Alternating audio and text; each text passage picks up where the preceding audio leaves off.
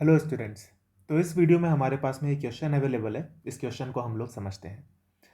A ray incident at an angle of 53 degree on a prism emerges at an angle of 37 degree as shown. If the angle of incidence is made 50 degree, which of the following is a possible value of angle of emergence. ये question है, ठीक है। यानी कि अगर आप angle of incidence को 53 degree से घटा करके 50 डिग्री कर दें तो एंगल ऑफ इमरजेंस की क्या पॉसिबल वैल्यू हो सकती है। बहुत ही अच्छा क्वेश्चन है स्टूडेंट्स, ये काफ़ी कंसेप्चुअल क्वेश्चन है। इसको आप एक बार ट्राई कीजिए और फिर उसके बाद में आप मेरे सॉल्यूशन को देखिए। ठीक है स्टूडेंट्स, तो मैं होप कर रहा हूँ आपने ट्राई कर लिया है। तो अब हम इसको सॉल्व करते हैं। तो देखिए, मैंने आपको एक एंगल ऑफ डेविएशन और एंगल ऑफ इंसिडेंस का ग्राफ बताया था। एंगल ऑफ डेविएशन और एंगल ऑफ इंसिडेंस का ग्राफ ये कुछ इस तरीके का दिखता है। इसमें मैंने आपको एक बहुत इंपॉर्टेंट बात बताई थी कि इस ग्राफ की जो स्टीपनेस होती है वो लेफ्ट साइड में, यानी कि बॉटम मोस्ट पॉइंट के अगर अपन लेफ्ट साइड वाला ग्राफ देखें तो वहाँ पे स्टीपनेस ज़्यादा होती है राइट साइड के कंपैरिजन में। ये बात हमको पता है, ठीक है।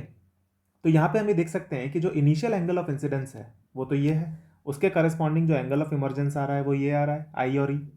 ठीक है, इसको अपन I1 और E1 बोल देते हैं। तो इनिशियल एंगल ऑफ इंसिडेंस है I1 53 डिग्री, उसके corresponding initial angle of emergence आ रहा है E1 37 डिग्री। अब अगर आप I1 को, एंगल ऑफ इंसिडेंस को 3 डिग्री से कम कर देते हैं, 3 डिग्री से आपने इसको घटा दिया तो ये हो गया 53 डिग्री।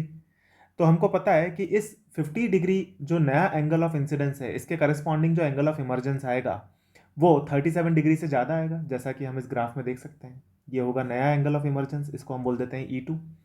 तो अगर एंगल ऑफ इंसिडेंस घटेगा, अगर आई हमको पता है घटता है तो ई बढ़ता है, और यहाँ पे ग्राफ से भी हमको दिख रहा है कि ई बढ़ रहा है। लेकिन क्योंकि इसके जो बॉटम मोस्ट पॉइंट जो है उसके लेफ्ट साइड वाला जो ग्राफ है वहाँ पे स्टीपनेस ज़्यादा होती है बॉटम मोस्ट पॉइंट के राइट साइड वाले ग्राफ के कंपैरिजन में, तो हम ये बोल सकते हैं कि अगर आई एंगल 3 डिग्री से घटेगा तो ये ई एंगल जो है E1 से E2 तक जब ये जाएगा तो ये 3 डिग्री से नहीं बढ़ेगा, ये लेस देन 3 डिग्री से बढ़ेगा।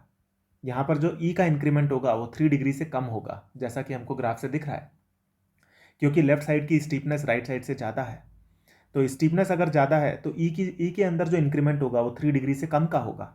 यानी कि हम ये बोल सकते हैं कि जो ई की नई वैल्यू आएगी वो बढ़ी हुई आएगी। ये बात सही है, जैसे ई की इनिशियल वैल्यू जो थी वो तो थी 37 डिग्री, ठीक है ना। ई की इनिशियल वैल्यू हमको 37 है, तो E2 जो होगा वो 37 डिग्री प्लस के होगा, जहाँ पर के जो होगा वो लेस देन 3 डिग्री होगा। यानी कि ई की जो हमारे पास में मैक्सिमम वैल्यू आ सकती है E2 की वो 37 डिग्री से तो बड़ी होगी लेकिन 40 डिग्री से कम होगी।